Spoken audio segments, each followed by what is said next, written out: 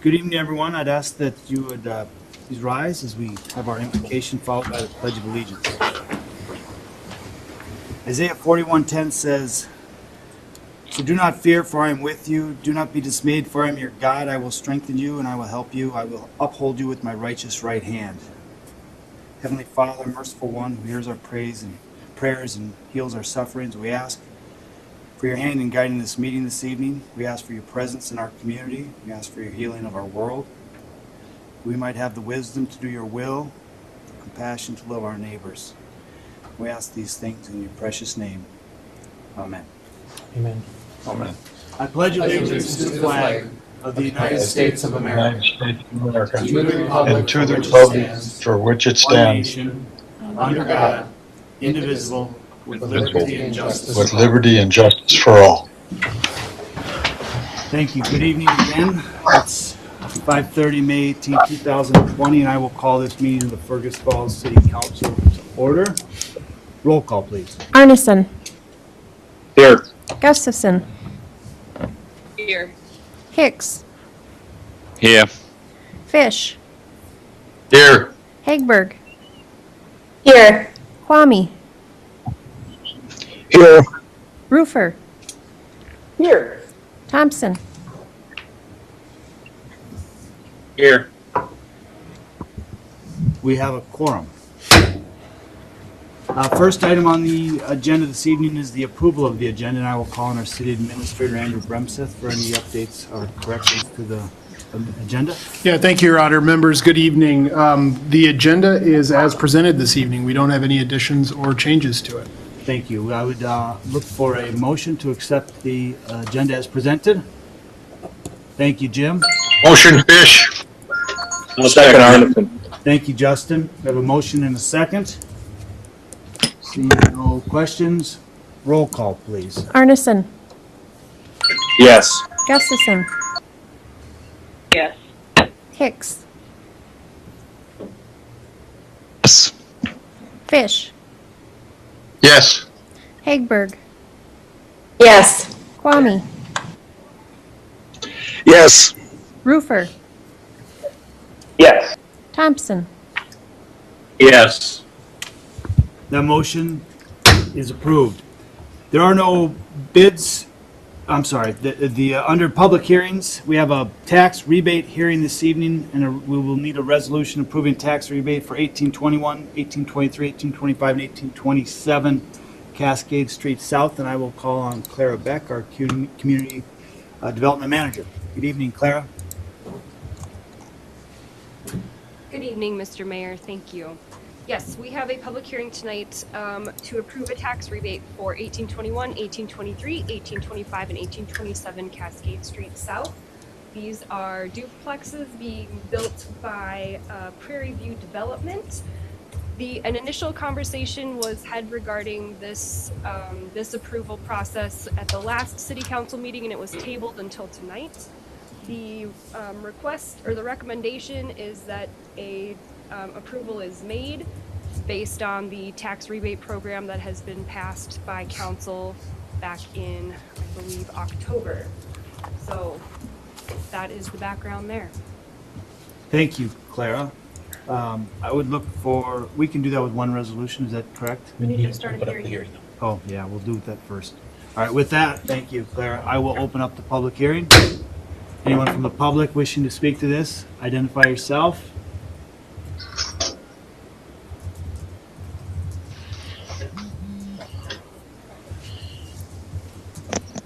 I see no one. If anyone else see any indication that anyone is trying to speak, okay. Seeing no one, I will. Ben, Mr. Mayor, could I say something? Yeah, you can after the public hearing. Let's let the public hearing close, and then it'll go back to the council. Is that all right, Anthony? Say that again, sorry, Ben. Yeah, we'll close the public hearing, and then it'll go back to the council, and then you can make your comments. Okay, thank you. Yeah, you bet. If there's anyone from the public, I don't see anyone, but if there's any, Claire, is there any indication anyone from the public? Okay, with that, we're going to close the public hearing. Now it's back to the council. Anthony, go ahead. Oh, sorry, I muted you.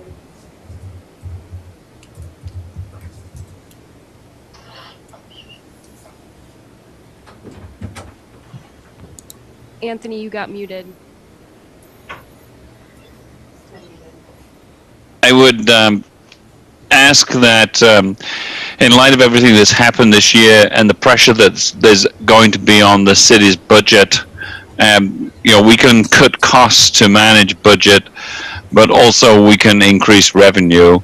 And one thing that I would ask is that staff come back and tell us how many, an update basically on what permits have been issued and what the program is costing us so far, with the view that at the end of this year, December 31, that, we abate the program until we know the financial impacts of COVID-19 on the city.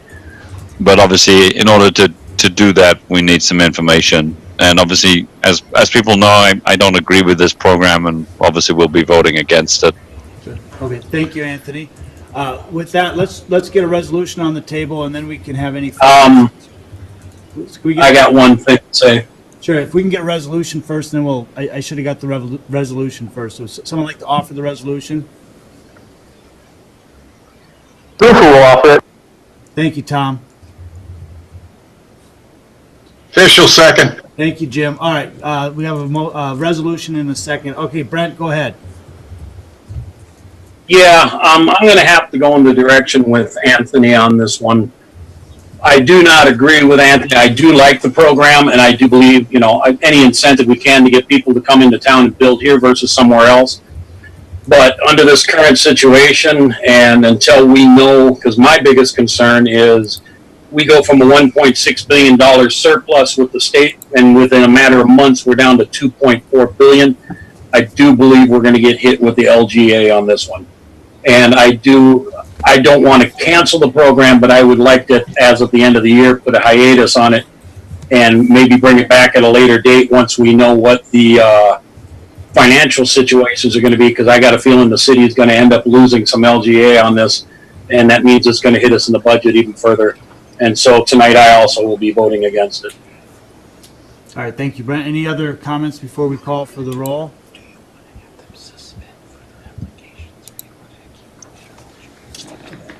Roll call, please.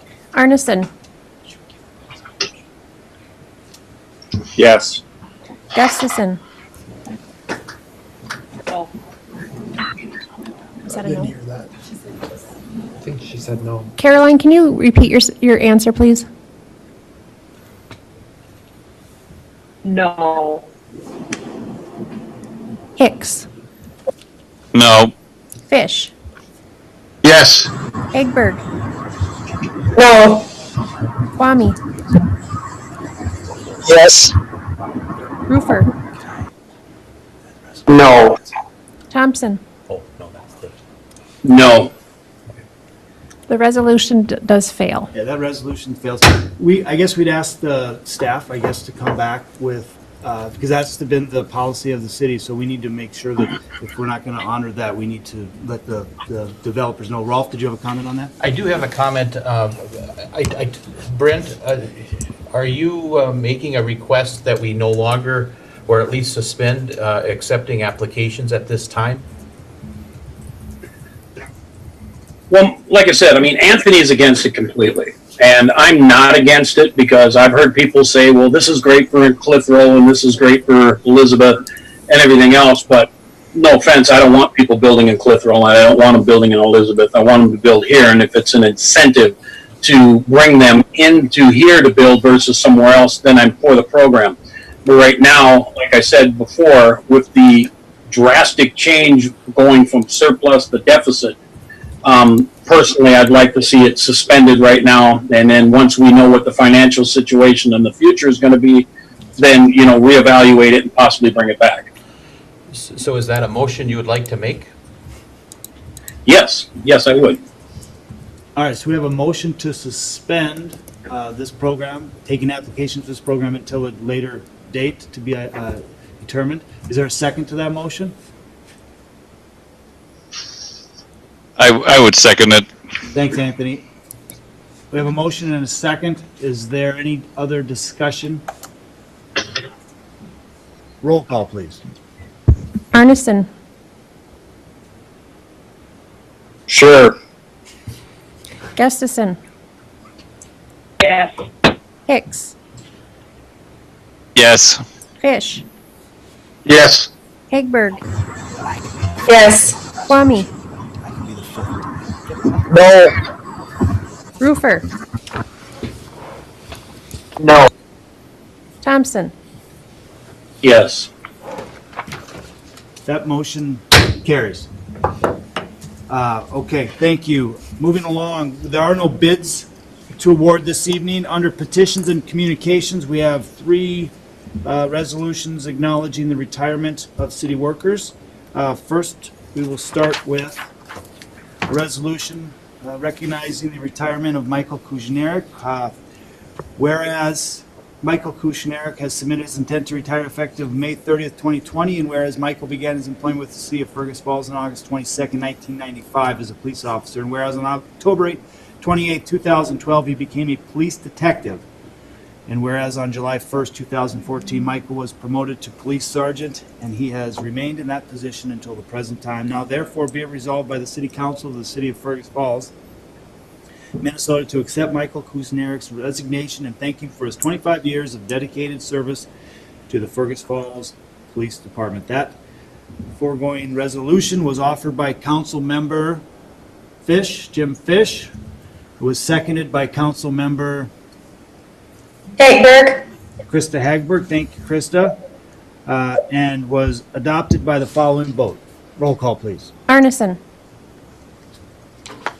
Yes. Gustafson, Yes. Hicks, Yes. Fish,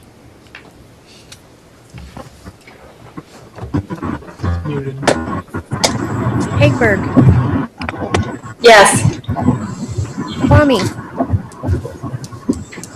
Yes. Roofer, Yes. Thompson. Yes. That resolution is approved. Under F2, we have an acknowledgement, a resolution acknowledging the retirement of Caleb Mileto. Whereas Caleb Mileto has submitted her intent to retire effective May 19th, 2020, and whereas Kay began her employment with the City of Fergus Falls on July 2nd, 2006 as a liquor store clerk. And whereas Kay was promoted to lead liquor store clerk on July 3rd, 2016, and she has remained in that position until the present time. Now therefore be it resolved by the City Council of Fergus Falls to accept Kay Love Mileto's resignation and thank her for her 14 years of dedicated service to the City of Fergus Falls. This resolution was offered at a regular City Council meeting by Council Member Roofer will offer. Roofer, seconded by Council Member Gustafson. Gustafson, and approved by the following vote. Roll call, please. Arneson, Yes. Gustafson, Yes. Hicks, Yes. Fish, Yes. Hagberg, Yes. Kwame, Yes. Roofer, Yes. Thompson. Yes. That resolution is approved. One more retirement this evening to recognize. Whereas Kevin Neck has submitted his intent to retire effective May 29th, 2020, and whereas Kevin began his employment with the City of Fergus Falls on June 8th, 1997, and whereas as a custodian, whereas he transferred to employment as a refuse carrier on May 12th, 1989, and transferred to the recyclable collector driver on December 4th, 1990, and to a utility maintenance I-1 sewer on September 9th, 1996, and on April 7th, 1997, transferred to utility maintenance, and whereas Kevin transferred to utility maintenance 2, water on May 5th, 1997, and transferred to utilities foreman on July 21st. He's doing a lot of transferring. 2014, and he has remained in the position till the present time. Now therefore be it resolved by the City Council of the City of Fergus Falls that we will accept Kevin Neck's resignation and thank him for his 33 years of dedicated service to the City of Fergus Falls. This resolution was offered at our May 18th, 2020 council meeting by Kwame. Member Kwame, and was seconded by Council Member Jim Fish. Arneson. and Jim Fish, and was adopted by the following vote. Roll call, please. Arneson, Yes. Gustafson, Yes. Hicks, Yes. Fish, Yes. Hagberg, Yes. Kwame, Yes. Roofer, Yes. Thompson. Yes. That resolution is approved. One more resolution, proclamation this evening, and that is proclaiming May 17th through the 23rd as National Public Works Week. And I'll read a portion of this. It starts here. Whereas the public works professionals focus on infrastructure, facilities, and services that are vital importance to sustainable and resilient communities and to the public health, high quality of life, and well-being of the people of Fergus Falls. And whereas these infrastructure, facilities, and services cannot be provided without the dedicated efforts of our public works professionals at all levels of our municipal governments and private sector who are responsible for rebuilding, improving, and protecting our nation's transportation, water supply, and water treatment and water waste, solid waste systems, public buildings, and other structures and facilities essential for our citizens. Whereas the year 2020 marks the 60th annual National Public Works Week sponsored by the American Public Works Association, be it now resolved that I, Benjamin Shaidu, hereby designate the week of May 17th to the 23rd, 2020 as Public Works Week in Fergus Falls. And I urge all citizens to join with representatives of the American Public Works Association and government agencies to pay tribute to our public works professionals, engineers, managers, employees, and to recognize the substantial contributions they make to protecting our national health, safety, and the quality of our life. This was done at a regular council meeting on this 18th day of May 2020. We do want to say thank you to Guy Taylor, who I know is not able to be with us this evening, but to his entire department in the Public Works. A lot of the things they do go unnoticed, but they keep our city running, and we don't think... Can you make sure that everybody has their line muted? We're getting some background noise from somebody. All right. Again, just thank you to our Public Works Department. Their efforts are truly appreciated by everyone here in the city. And with that, we'll move on to the consent agenda. This evening, we have 8 items on the consent agenda. They've been in your packet. And if anyone has any of these items they would like to discuss individually, we'll take them off. Seeing none, I would look for a resolution approving the consent agenda as presented. Thompson, I'll make that. Thank you, Brent.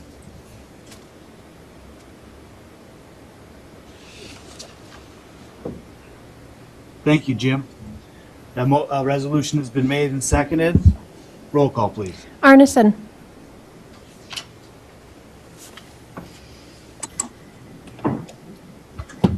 Arneson, Yes. Gustafson, Yes. Hicks, Yes. Fish, Yes. Hagberg, Yes. Kwame, Yes. Roofer, Yes. Thompson. Yes. That resolution is approved. Under ordinance and resolutions, tonight we'll have a first reading of ordinance 3/8 series amending City Code Chapter 154.021 interim uses and permits. We just directed the city attorney under the consent agenda to draft that ordinance, and we can introduce that tonight if the council so wishes. We just need someone to introduce that. I'll make that introduction, Your Honor. Thank you, Anthony. That's been introduced. Item number 2 is a resolution authorizing the city to enter into a contract with Community Design Group for a bicycle and pedestrian master plan, and I will call on Ryan Miller. Good evening, Ryan. Thank you, Your Honor. Good evening, members of the council. In your packets, you have a memo and a proposal for the bicycle and pedestrian master plan. Back in January, staff was presented a request to seek quotes for the bicycle and pedestrian master plan. Later in February, we did meet, the bicycle and pedestrian committee met to review some similar plans to what we're hoping to do here in Fergus Falls. Came up with a short list of candidates, And in March, we sent out a request for quotes. We received 7 quotes for the Bike and Pedestrian Master Plan. And just last week, the Bicycle and Pedestrian Advisory Committee made a recommendation to go forward with Community Design Group for a fee of $19,830. That's a not-to-exceed fee of $19,830, which is just under the budget of $20,000 that was set for the project based off of grants that had been received. The Bicycle and Pedestrian Advisory Committee and staff is making a recommendation to go forward with a contract with the Community Design Group for the Bike and Pedestrian Master Plan. Thank you, Ryan. So we would need a resolution. We can get a resolution on the table, and then we can have discussion from the council. Would someone like to make that resolution? Offer that resolution? Move for Walker. Thank you, Tom. I'll second it, Your Honor. Arneson. Thank you, Justin. We have a resolution and a second. Is there discussion? Comments? Yeah. I'm going to go in the same direction I went with the last one. I just don't think this right now is essential. And basically, I'd like to hold off on this one right now, so I will be voting against it. Thank you, Brent. Other comments? I would say the opposite. I think that it is important. I think we've really seen it during this pandemic response, people taking a new interest in outdoor activities, getting outside and being active. So I do think that this is important, and it's going to be part of our long-term planning. Thank you, Tom. Justin, go ahead. Did I hear Ryan say we've got grants secured for this already? Yes, we have 2 grants totaling $12,500, and one of the grants would require a local match. So in our budget for the not-to-exceed cost, our budget would include $12,415 through 2 grants, and then there is a $7,415 local match.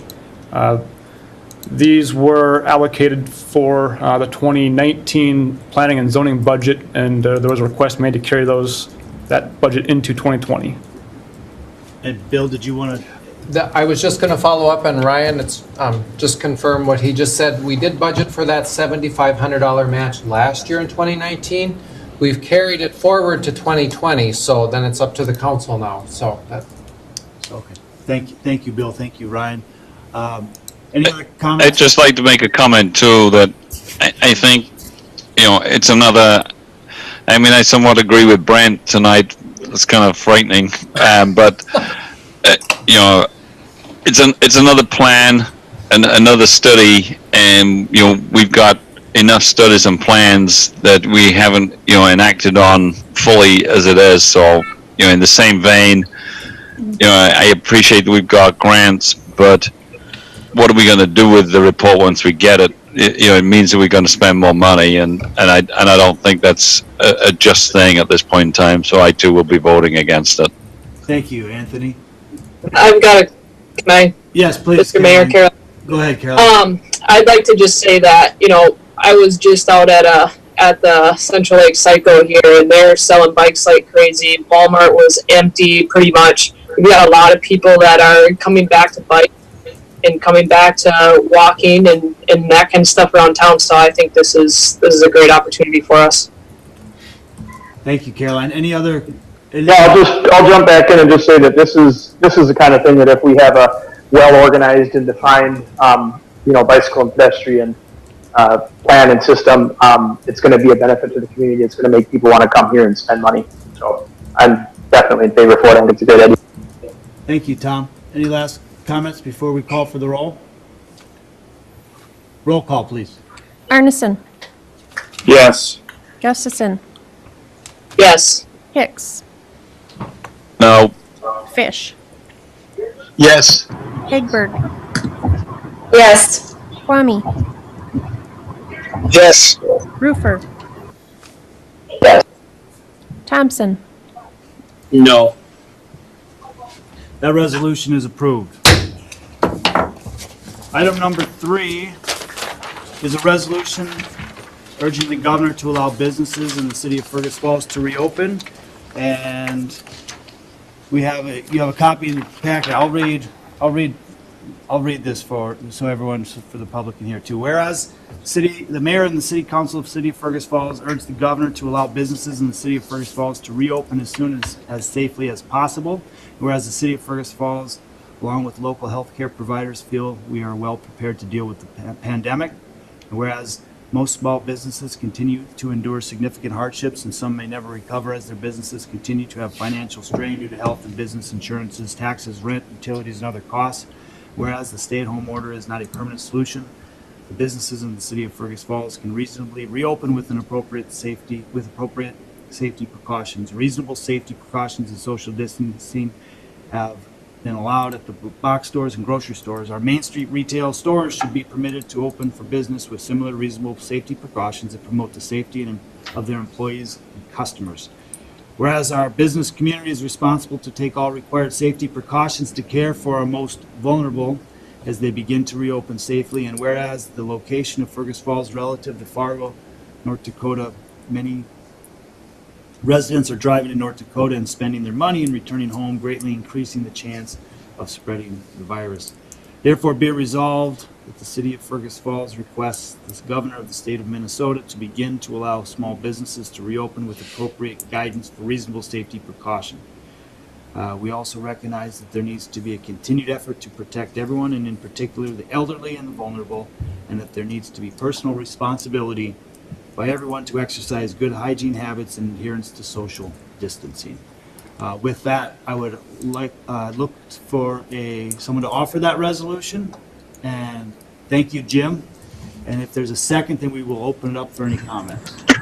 I'll second it. This is Kwame, the second. Thank you, Scott. Now I'll open for questions. Any comments? Jim, yes, go ahead, please. I think we're missing one group when we do this, and that's the churches. There's a lot of people wanting to go back to church. It's been a long time since they've been there, and I've had several people ask me if I would bring that up tonight. Sure. Thank you, Jim. I know we have Pastor Tim Moulter from Calvary Chapel is joining us as well this evening.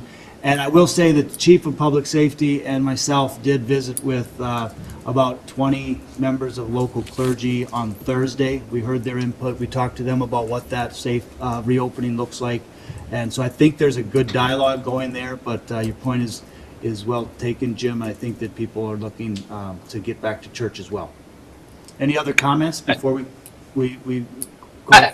Yes, Caroline. I've got, I had a business owner ask me if additional comments would also be appreciated to send to Walls with this proclamation. And also, we actually had a couple of people wondering what this proclamation actually means and what happens with it. So would you mind explaining that?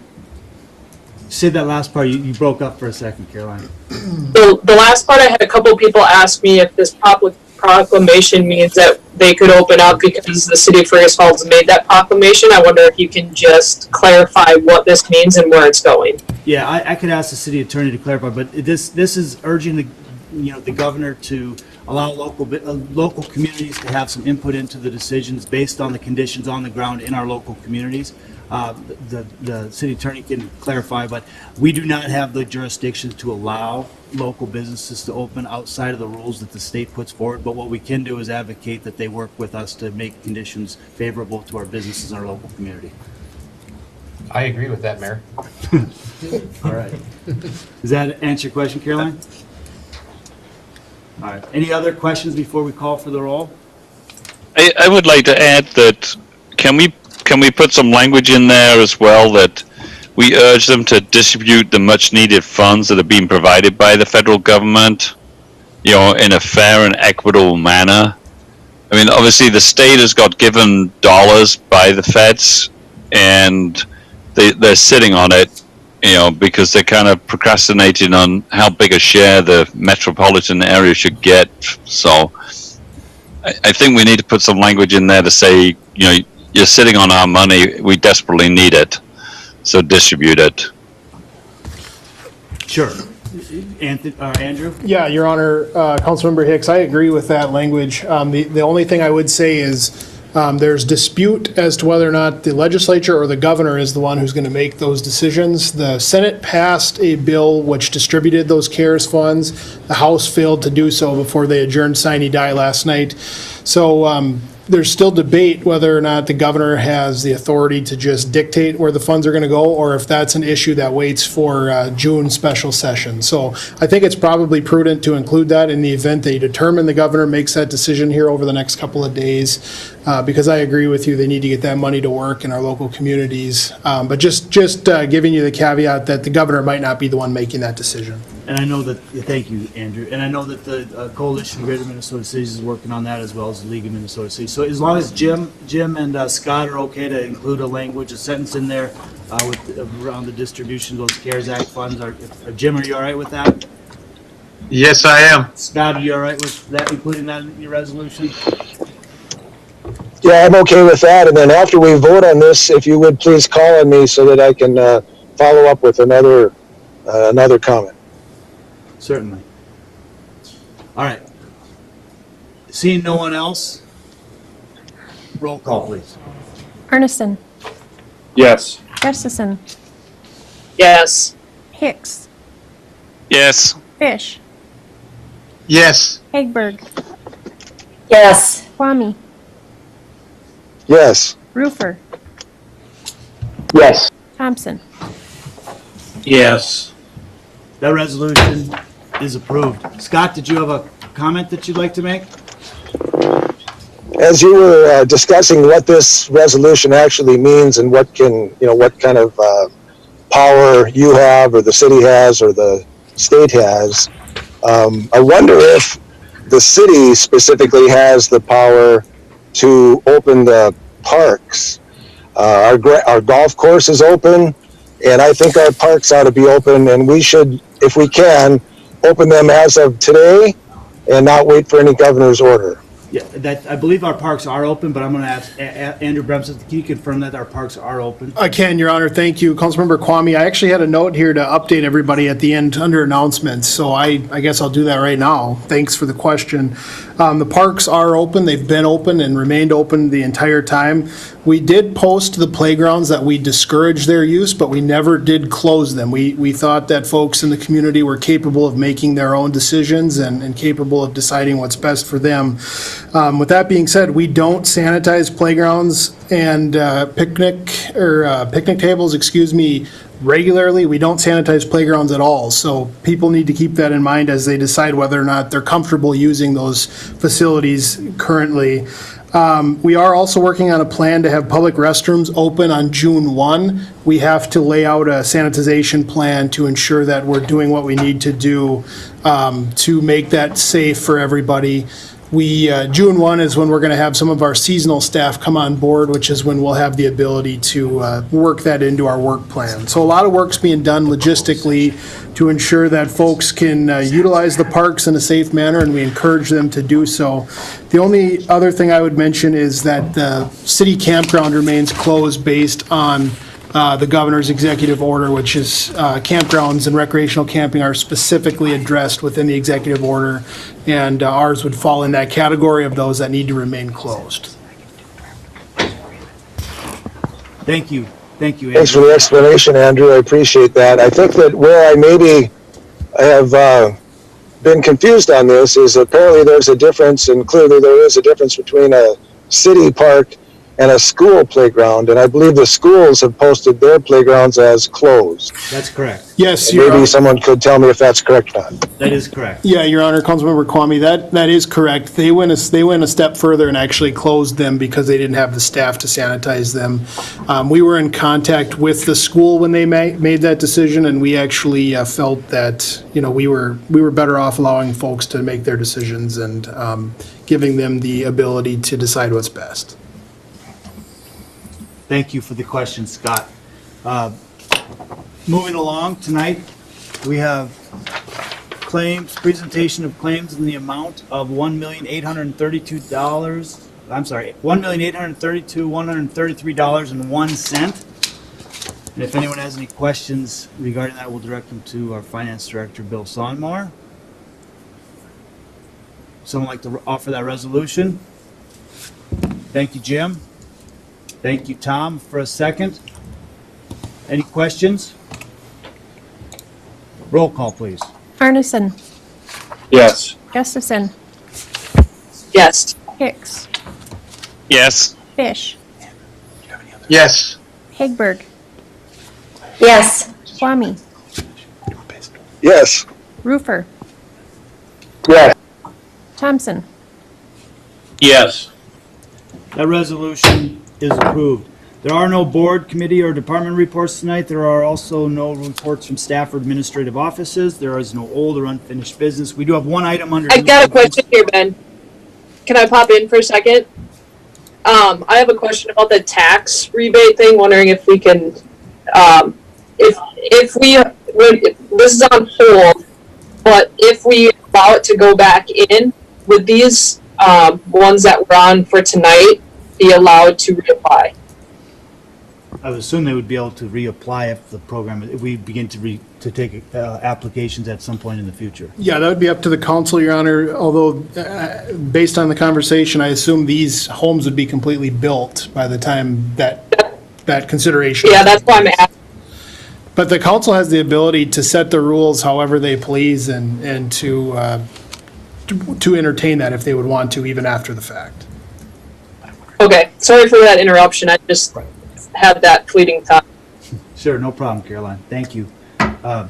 With that, we do have one item of new business before we move to our closed session. So under new business, we will need a council consideration of request for a private acquisition of a 1/2 acre to 1 acre of city property near Shoreview Drive. And I will call on our city administrator, Andrew Bremseth. Yeah, thank you, Your Honor. Council members, Lonnie Ballweg is the new property owner at 2306 Southview Drive, as opposed to Shoreview Drive, like the mayor just stated.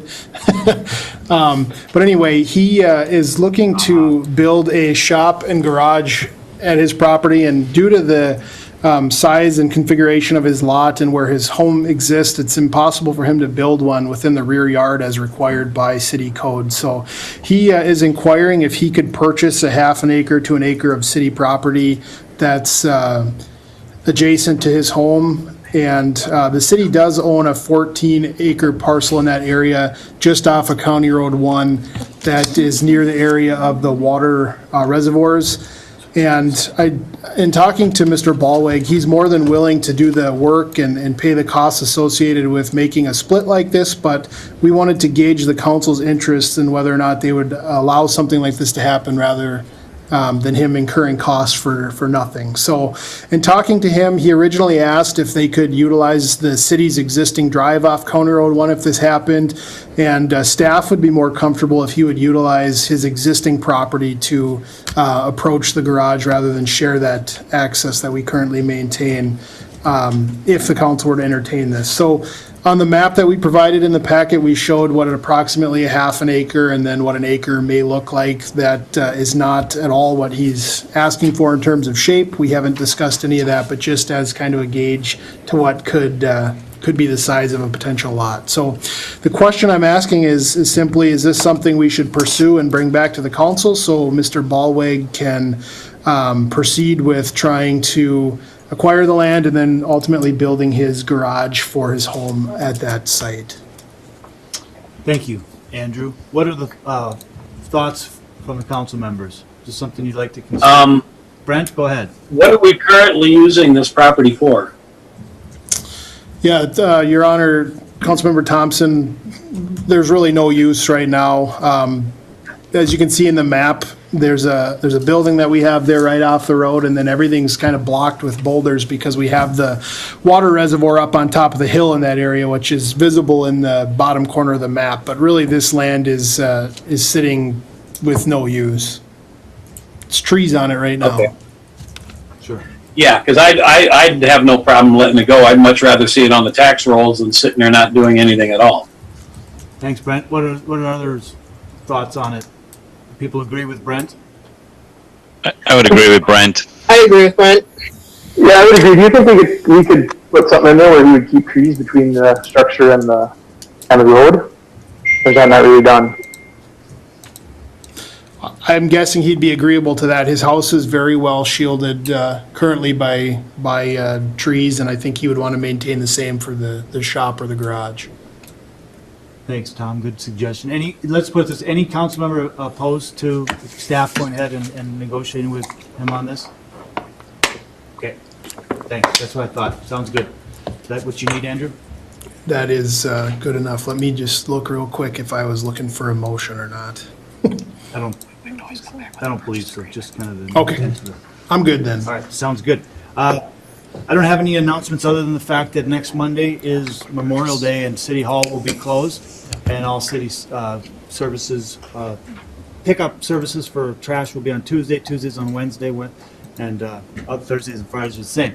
So with that, we are going to be adjourning to a closed meeting to consider a real estate offer pursuant to Minnesota statute section 13D05 subsection 3C. And with that, we will not be reconvening this meeting this evening. So with that, I will adjourn this meeting.